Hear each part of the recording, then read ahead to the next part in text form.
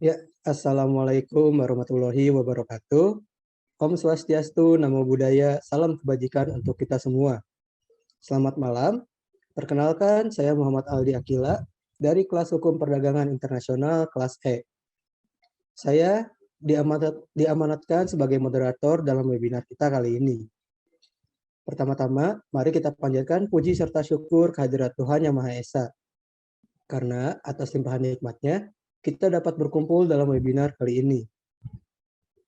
Ya, baiklah, sebelum kita memasuki acara inti, perkenankan saya untuk menyampaikan tema webinar kita kali ini. Webinar kali ini bertemakan non-tariff barrier dalam perdagangan internasional, di mana sudah ada 2 pembicara dan 2 penanggap yang tentunya expert dalam bidang ini. Untuk narasumber pertama kita yaitu Bapak Timotius Vincent dengan NPM 190288, asal dari Kota Bandung. Lalu dilanjut untuk narasumber kedua, yaitu Bapak Ariel Ihwanuddin dengan NPM 190342, asal Kota Bandung. Dilanjut dengan penanggap pertama, yaitu Bapak Bintang Muhammad Razak dengan NPM 190322, asal Kota Bandung. Dan terakhir, untuk penanggap kedua, yaitu Bapak Duta Muhammad dengan NPM 190361, asal Tangerang. Baiklah, langsung saja. Untuk narasumber pertama, Bapak Timotius, dipersilahkan untuk mempresentasikan materinya. Baik, terima kasih Bapak Aldi dan semua anggota webinar yang hadir di sini pada hari ini. Terima kasih juga kepada semuanya karena telah memberikan saya kesempatan untuk hadir di acara webinar hari ini sebagai narasumber dan pemateri untuk hambatan non-tarif dalam perdagangan internasional. Baik, jadi pembahasan kita pada hari ini mengenai non-tarif barrier ya. Boleh dibantu share screen-nya?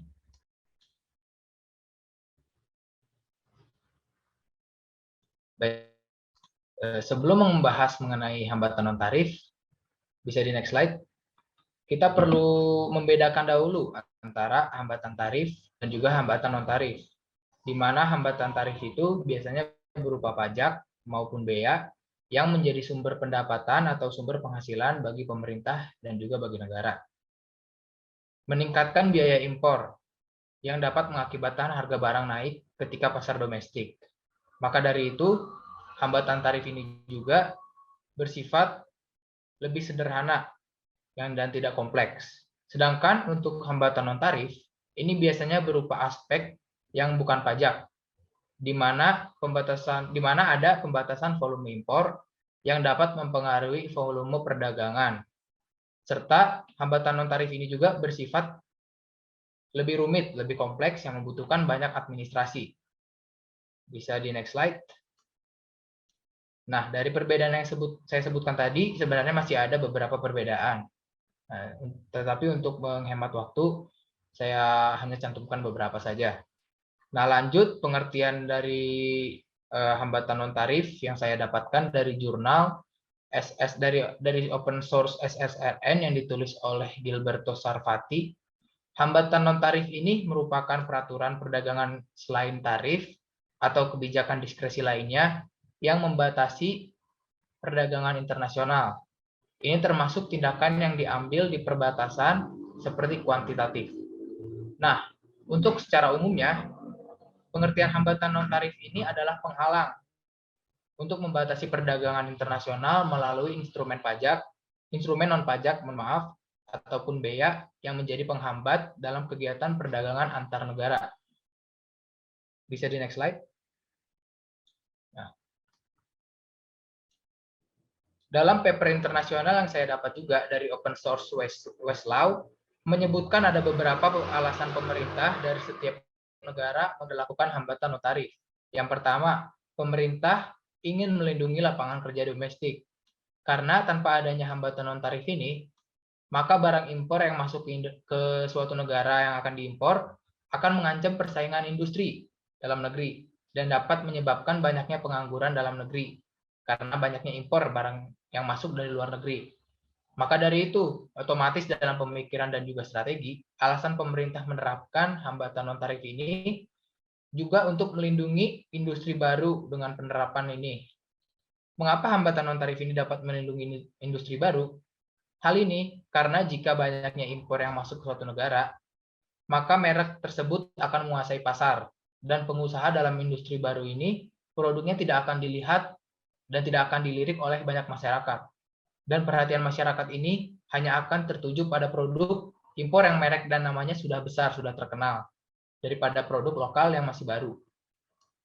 Lalu alasan yang ketiga, penerapan hambatan non-tarif ini adalah untuk perlindungan atas konsumen, di mana jika penerapan hambatan non-tarif yang diberlakukan di suatu negara ini, maka akan ada filter pembatasan untuk produk-produk yang diimpor ke suatu negara yang akan diimpor. Jadi, dengan adanya penerapan hambatan non-tarif ini, akan lebih banyak memasukkan barang impor yang memiliki dampak positif, serta mengurangi atau bahkan menghilangkan produk impor yang memiliki dampak negatif. Bisa di next slide. Nah, setelah mengetahui tujuan pemerintah dari penerapan hambatan non-tarif ini, ada beberapa jenis hambatan non-tarif. Yang pertama ada lisensi. Nah, jadi lisensi ini hambatannya mewajibkan setiap pengimpor harus memiliki lisensi dari pemerintah atau dari suatu negara untuk dapat akses impor ke negara yang akan diimpor. Jadi pemerintah sudah mengetahui kalau produk yang akan diimpor itu apa, dan apakah produk impor itu adalah barang yang aman untuk diimpor, apakah barang itu sudah layak untuk diimpor. Nah, lalu jenis hambatan yang kedua itu ada kuota impor, di mana dalam jenis hambatan non-tarif ini mengarah ke pembatasan kuota impor dari suatu negara agar produk yang diimpor tidak melebihi kuota impor yang bisa diimpor ke suatu negara. Maka dari itu akan ada penerapan kuota impor, penetapan kuota impor tetap. Lalu jenis hambatan yang ketiga ada yang berupa standarisasi, di mana pemerintah mencatatkan suatu produk itu haruslah produk yang memenuhi standar domestik suatu negara.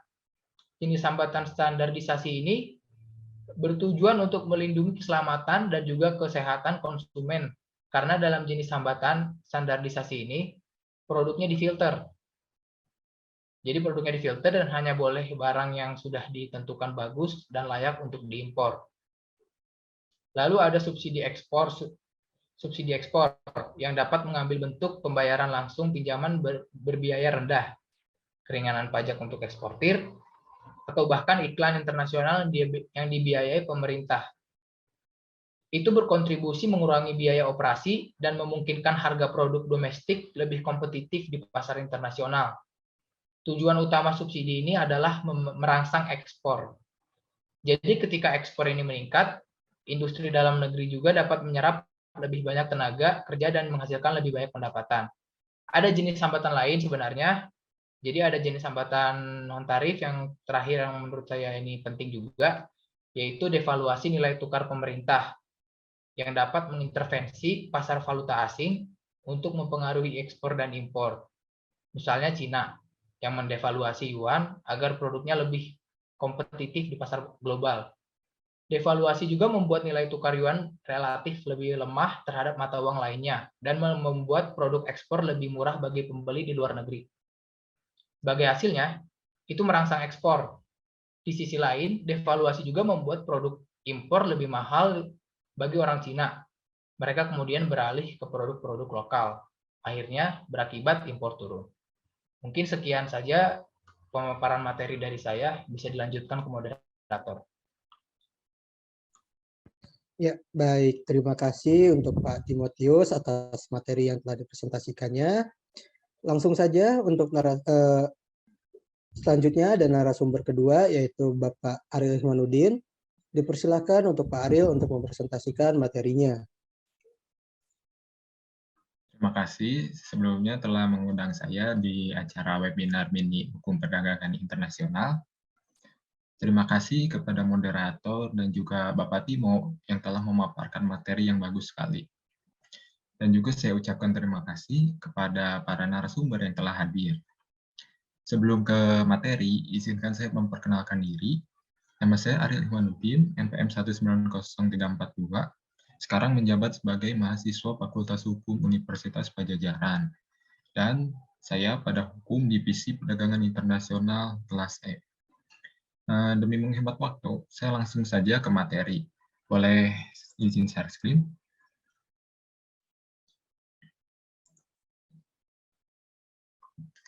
Baik, materi yang akan saya jelaskan adalah pro dan kontra dari hambatan non-tarif.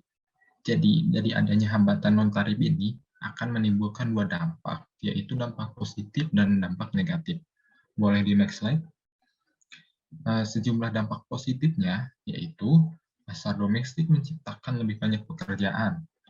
Maksudnya, penurunan impor seharusnya mengalihkan permintaan ke produk domestik. Perusahaan domestik seharusnya meningkatkan produksi untuk menutupi kekurangan akibat lebih dari sedikit impor. Untuk meningkatkan produksi, mereka harus berinvestasi di barang modal dan merekrut lebih banyak tenaga kerja lokal. Itu pada akhirnya memiliki multiple effect di dalam perekonomian. Kemudian, dampak positif yang kedua ada hambatan non-tarif melindungi perkembangan industri baru atau strategis, yaitu maksudnya memberikan ruang yang cukup untuk mereka berkembang, mencapai skala ekonomi dan kompetitif di pasar internasional. Akhirnya, mereka menciptakan lebih banyak pekerjaan dan mendapat perekonomian domestik. Kemudian yang ketiga ada kebijakan non-tarif lebih efektif dalam membatasi volume impor. Maksudnya di bawah kuota misalnya. Sasaran utama adalah kuantitas impor. Ketika pemerintah berusaha mengurangi pasokan impor, kuota lebih efektif daripada tarif karena secara langsung berdampak pada volume impor. Boleh di next slide? Kemudian dampak negatif dari non-tarif ini diantaranya yang pertama, pemerintah tidak dapat menghasilkan pendapatan ekstra. Maksudnya, di bawah tarif, pemerintah mengenakan pajak atas barang impor. Sebaliknya, itu tidak berlaku untuk hambatan non-tarif. Kemudian yang kedua adalah hambatan non-tarif membatasi fungsi pasar bebas. Jadi maksudnya mendukung pasar bebas memang itu menyebabkan alokasi sumber daya yang tidak efisien di pasar global. Negara seharusnya berspesialisasi dan memperdagangkan produk yang memiliki keunggulan komparatif. Dengan begitu, perdagangan bebas memberikan manfaat maksimum. Namun, karena pemerintah mengintervensi melalui hambatan non-tarif, manfaat seperti itu berkurang. Kemudian dampak negatif yang ketiga ada biaya menjalankan bisnis meningkat. Maksudnya, perusahaan harus memenuhi beberapa persyaratan administrasi seperti standarisasi produk dan produk bea cukai yang sangat rumit. Kemudian yang keempat ada eksportir harus menghadapi persaingan yang tidak adil di negara mitra. Maksudnya apa sih? Jadi hambatan non-tarif ini menguntungkan bagi perusahaan domestik, tetapi menempatkan perusahaan luar negeri pada posisi kurang menguntungkan. Eksportir ini harus menjual lebih sedikit barang di bawah kebijakan kuota. Ketika terkena pembatasan kuota, mereka harus mencari pasar lain untuk memasarkan produk mereka. Jika tidak, mereka harus memangkas produksi, menurunkan pendapatan, dan keuntungan mereka. Selain itu, kebijakan devaluasi oleh negara tujuan juga membuat produk eksportir menjadi lebih mahal. Maka, mereka kurang kompetitif di pasar tujuan. Kemudian, dampak negatif yang kelima ada pasar menghadapi kelangkaan. Maksudnya, ketika pemerintah membatasi kuota, pasokan pasar berkurang. Jika perusahaan domestik tidak dapat mengimbangi dengan menaikkan produksi, maka harga pasar akan naik sehingga merugikan konsumen. Kemudian dampak yang keenam yaitu daya saing melemah dalam jangka panjang. Maksudnya, persaingan penting untuk mempromosikan inovasi, efisiensi, dan produktivitas. Memang pada awalnya proteksi pemerintah melindungi industri dan pekerjaan domestik, namun dalam jangka panjang, kekurangannya persaingan menghambat daya saing. Perusahaan domestik, mereka tidak memiliki intensif untuk memacu inovasi, mengefisiensi produk, dan membangun daya saing. Efek negatifnya adalah ketika barang yang sempit, kualitas barang yang rendah, dan harga yang tinggi. Kemudian, dampak negatif yang terakhir atau ketujuh, yaitu hambatan non-tarif dapat memunculkan perang dagang. Jadi, maksudnya negara mitra dapat menempuh kebijakan serupa untuk melindungi industri mereka. Ketika eskalasi perang semakin luas, itu mengganggu keseimbangan perekonomian global. Boleh di next slide? Kemudian, saya mempunyai contoh kasus yang berjudul Pemerintah Terapkan Hambatan Non-Tarif Impor Daging Ayam Brazil. Jadi, Kementerian Perdagangan Republik Indonesia akan menerapkan kebijakan hambatan non-tarif untuk mengurangi guyuran impor daging ayam asal Brazil pasca kekalahan dalam sidang sengketa WTO. Jadi, Indonesia pernah digugat Brazil akibat penolakan impor daging ayam karena negara itu tidak memiliki sertifikat halal dan sertifikat sanitasi internasional. Pada tahun 2014, Brazil lantas membawa masalah itu ke WTO dan diputuskan memenangi gugatan pada tahun 2017. Namun, negara Brazil menganggap Indonesia belum membuka keran impor ayam.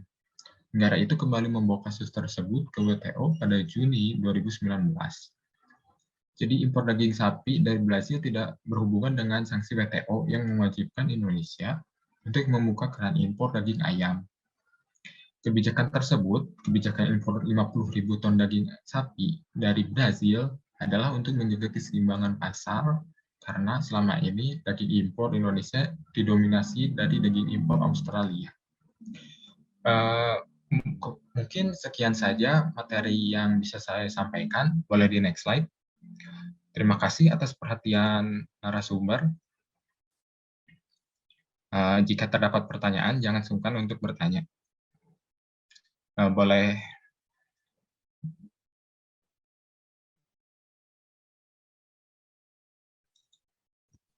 Ya, terima kasih Bapak Ariel atas presentasinya.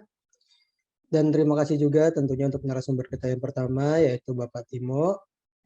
Selanjutnya, sebelum kita memasuki sesi tanya jawab, dikarenakan azan Isya telah berkumandang, maka webinar ini akan ditunda selama 15 menit. Terima kasih.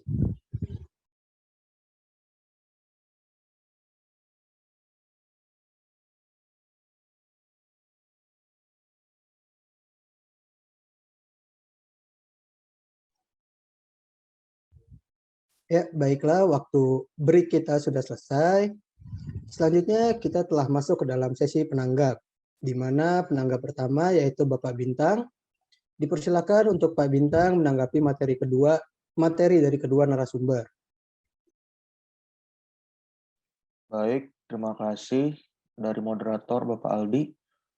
Selamat malam. Terima kasih atas pemaparannya yang menarik dari kedua narasumber, yaitu Bapak Timo dan Bapak Ariel. Dan yang bisa saya tanggapi dari materi ini adalah tadi yang paling utama itu dari jurnal internasional yang didapatkan ya dari SSRN yang ditulis oleh Gilberto Sarfati, kalau hambatan non-tarif ini merupakan peraturan perdagangan selain tarif atau kebijakan diskresi lainnya yang membatasi perdagangan internasional. Dan ini juga termasuk dengan tindakan yang diambil di berbatasan seperti kuantitatif ya. Dan sebelumnya saya akan melakukan saja pertanyaan kepada Bapak Timo terkait beberapa pertanyaan yang lebih spesifik terhadap topik pada hari ini. Jadi saya ingin bertanya kepada Bapak Timo, jadi bagaimana tindakan yang secara konsisten dari non-tarif barriers ini dan juga terhadap penerapannya untuk melindungi contohnya dari industri domestik tersebut. Terima kasih.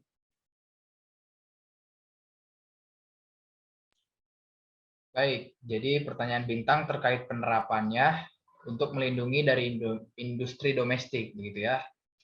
Sebenarnya penerapannya ini tidak secara terang-terangan melindungi industri dalam negeri, tetapi mempengaruhi sektor komersial dengan sendirinya.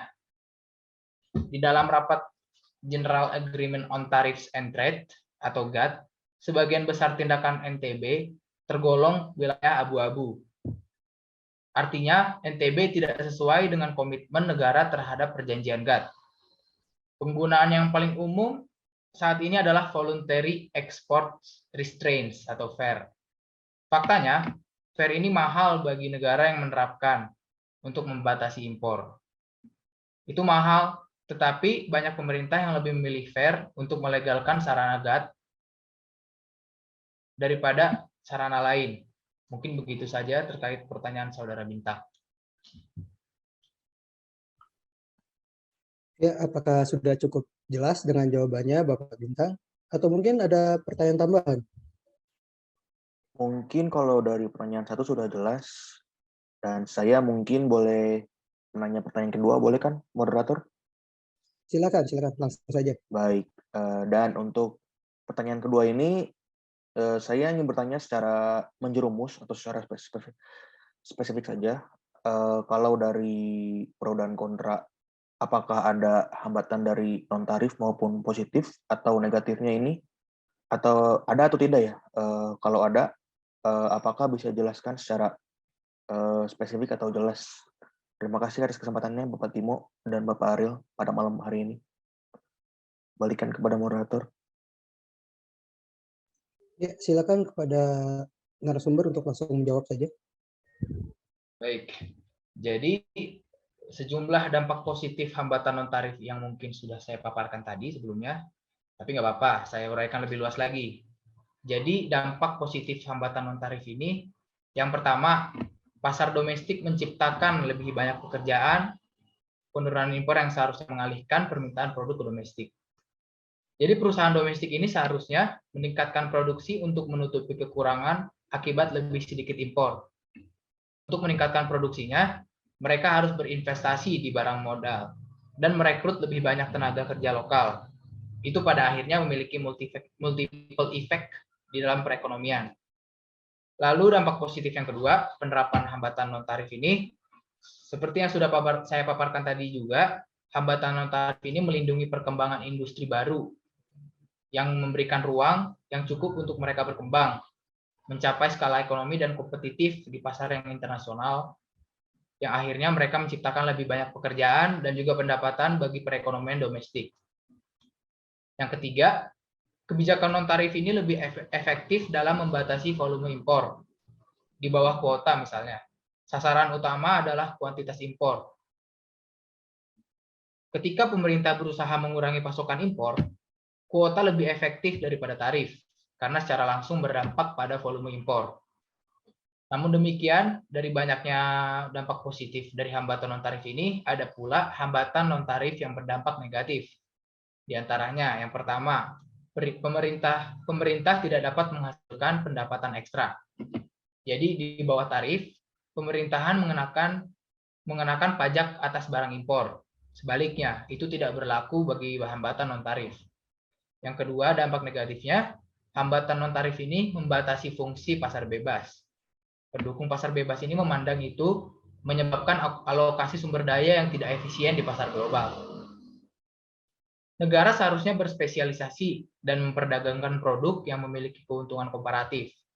Dengan begitu, perdagangan itu bebas memberikan manfaat maksimum.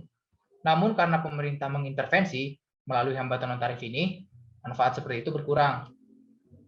Lalu ada lagi dampak negatif yang ketiga dari hambatan non-tarif, yaitu biaya menjalankan bisnis ini meningkat. Jadi perusahaan harus memenuhi beberapa persyaratan administrasi seperti standarisasi produk dan prosedur bea cukai yang sangat-sangat rumit. Lalu keempat, eksportir harus menghadapi persaingan yang tidak adil di negara mitra. Yang hambatan non-tarif menguntungkan bagi perusahaan domestik, tetapi menempatkan perusahaan luar negeri pada posisi yang kurang menguntungkan. Eksportir itu harus menjual lebih sedikit barang di bawah kebijakan kuota. Lalu yang dampak negatif kelima hambatan non-tarif, pasar ini menghadapi kelangkaan, di mana ketika pemerintah membatasi kuota, pasokan pasar berkurang, yang akan menyebabkan pasar akan naik sehingga merugikan konsumen. Lalu dampak negatif yang keenam, daya saing melemah dalam jangka panjang.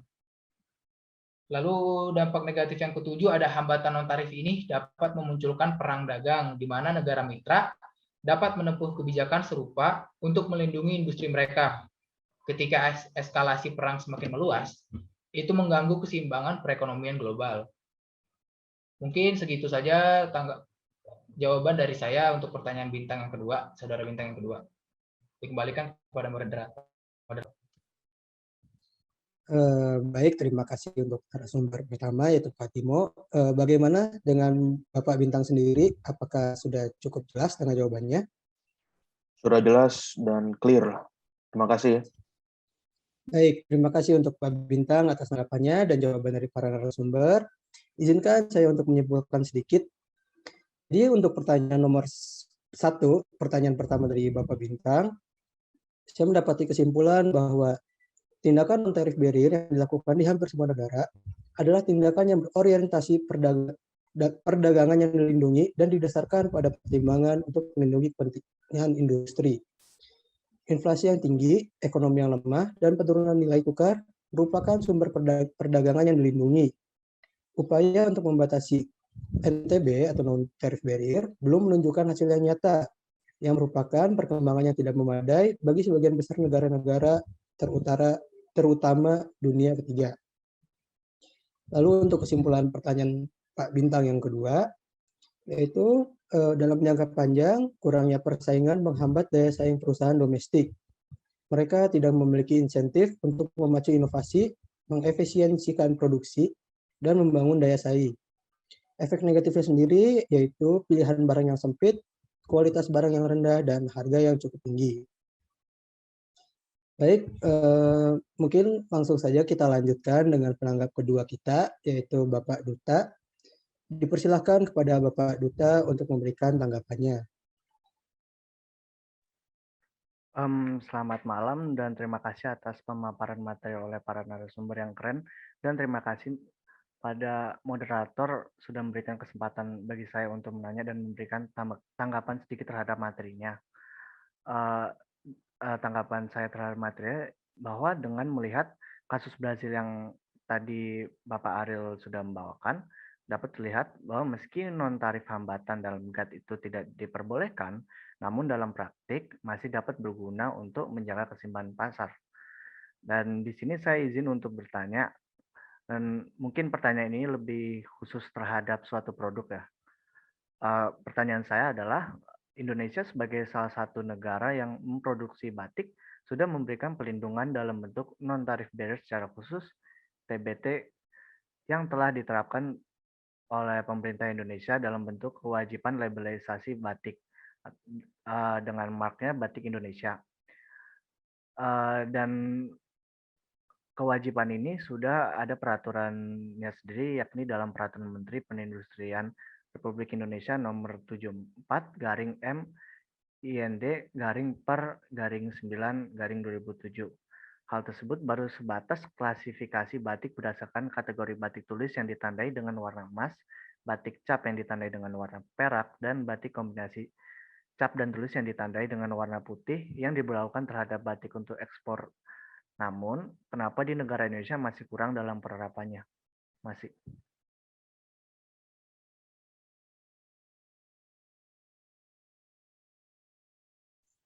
Ya, silakan langsung saja untuk narasumber langsung menjawab pertanyaannya. Baik, jadi tadi kan pertanyaannya kurang lebih kenapa negara Indonesia masih kurang dalam penerapannya gitu. Nah, menurut alasan saya, kewajiban tersebut justru malah membebani para pengrajin karena adanya tambahan biaya pendaftaran atau inefisiensi, karena setiap pengeluaran produk baru harus langsung disertai dengan pendaftaran. Alasan lainnya adalah bahwa setiap pengrajin telah memiliki merek masing-masing. Singkatnya, perlindungan yang digagas pemerintah sebenarnya masih menjadi perdebatan dan kontroversi antara para pengrajin. Mungkin dari saya itu saja. Terima kasih. Bagaimana? Apakah sudah cukup jelas dengan jawabannya Pak Duta? Atau mungkin ada pertanyaan tambahan? Untuk pertanyaan pertama sudah jelas, tapi saya ada pertanyaan selanjutnya. Ya, silakan langsung saja. Baik, untuk pertanyaan 2 mungkin lebih umum ya. Ini Indonesia sebagaimana diketahui sudah menandatangani GATT atau General Agreement on Tariffs and Trade. yang menyebutkan kalau hambatan non-tarif itu tidak diperbolehkan yang akan menyebabkan pembatasan dalam perdagangan. Namun pada kenyataannya Indonesia justru terdapat non-tarif barrier pada beberapa komoditas. Dan non-tarif barrier ini menyebabkan penghambatan sebagaimana terdapat dari laporan Bank Dunia pada kuartal 1 2019 yang membahas bahwa penyebabnya pelemahan kontribusi ekspor disebabkan oleh kebijakan yang justru meningkatkan biaya dan mengurangi kualitas dari input produksi. Kebijakan tersebut berupa naiknya hambatan tarif dan non-tarif bagi impor barang-barang, modal, dan produk antar untuk produsen Indonesia. Terkait permasalahan tersebut, bagaimana tanggapan Bapak terhadap isu ini? Ya, baik. Terima kasih Pak Duta. Silakan untuk narasumber langsung saja jawab. Jadi, untuk pertanyaan itu, untuk menjawab hal tersebut, harus melihat dulu terhadap kebijakan terhadap produk-produk tersebut. Data dari WITS atau World Integrated Trade Solution menunjukkan sekitar 1.600 produk yang peraturan registration requirement for importance for TBT reason, sehingga menyebabkan kenaikan biaya produsen domestik dan selanjutnya menyebabkan menjadi salah satu hambatan non-tarif. Jadi solusi dari hal tersebut adalah Indonesia harus memperhatikan implementasi kebijakan dalam mengurangi hambatan dan dapat melakukan review mengenai anti-dumping tarif bagi produk antara yang menjadi bahan baku industri. Contohnya melakukan tinjauan biaya dan manfaat kepada beberapa produk sertifikat SNI. Tentu saja tujuan dari kebijakan ini adalah mengurangi biaya dari bahan baku dengan tetap memperhatikan standar keamanan dan lingkungan Indonesia. Jika Indonesia berhasil mengurangi hambatan tersebut, bukan hanya ekspor yang meningkat, namun juga dapat menarik investasi masuk ke Indonesia. Mungkin jawaban dari saya segitu saja. Terima kasih. Ya, baik. Terima kasih Pak Ariel. Bagaimana Bapak Duta? Apakah cukup jawabannya? Cukup jelas. Terima kasih. Ya, baik. Terima kasih untuk Pak Duta maupun para narasumber, Pak Ariel, Pak Timo, atas tanggapan dan jawabannya. Izinkan saya untuk menyimpulkan sedikit dari pertanyaan Pak Duta tadi. Untuk pertanyaan pertama, yaitu saya mendapati kesimpulan bahwa Indonesia sudah menerapkan perlindungan dalam bentuk non-tarif barrier terhadap produk batik dalam rangka melindungi market batik asal Indonesia. Namun di Indonesia masih kurang penerapannya karena kewajiban untuk membayar biaya pendaftaran dibebani oleh pengrajinnya. Lalu untuk pertanyaan nomor 2, yaitu Indonesia masih terdapat banyak hambatan non-tarif terhadap produknya. Hal tersebut mengakibatkan penghambatan dalam bidang ekspor. Solusi terhadap hal tersebut adalah Indonesia harus lebih bijak dalam implementasikan kebijakan untuk mengurangi hambatan non-tarif, ataupun juga bisa dengan melakukan review mengenai anti-dumping tarif. Ya, dari keseluruhan pernyataan-pernyataan dan jawaban yang dikeluarkan oleh para narasumber dan para penanggap, izinkan saya untuk menyimpulkan secara singkat materi webinar kita hari ini. Mungkin untuk singkatnya, non-tarif barrier atau hambatan non-tarif adalah penghalang untuk membatasi perdagangan internasional melalui instrumen non-pajak ataupun bea yang menjadi penghambat dalam kegiatan perdagangan internasional antar negara. Ada pula tujuan dari penerapan hambatan non-tarif, yaitu yang pertama, pemerintah ingin melindungi lapangan kerja domestik, yang kedua yaitu untuk melindungi industri baru, dan yang ketiga yaitu perlindungan atas konsumen. Tujuan ini dapat dicapai apabila penerapan hambatan non-tarif ini dengan tepat digunakan dan menggunakan jenis hambatan non-tarif yang tepat pula. Lalu untuk dampak positifnya sendiri, yaitu pemerintah tidak dapat menghasilkan pendapatan ekstra. Kebijakan non-tarif lebih efektif dalam membatasi volume impor. Hambatan non-tarif juga berdampak negatif. Pemerintah tidak dapat menghasilkan pendapatan ekstra, hambatan non-tarif membatasi fungsi pasar bebas. Ya, baik. Dengan pembacaan kesimpulan tersebut, maka dengan ini webinar kita kali ini yang bertemakan non-tarif barrier dalam perdagangan internasional sudah selesai. Saya ucapkan terima kasih sebesar-besarnya kepada para pembicara dan peserta webinar hari ini.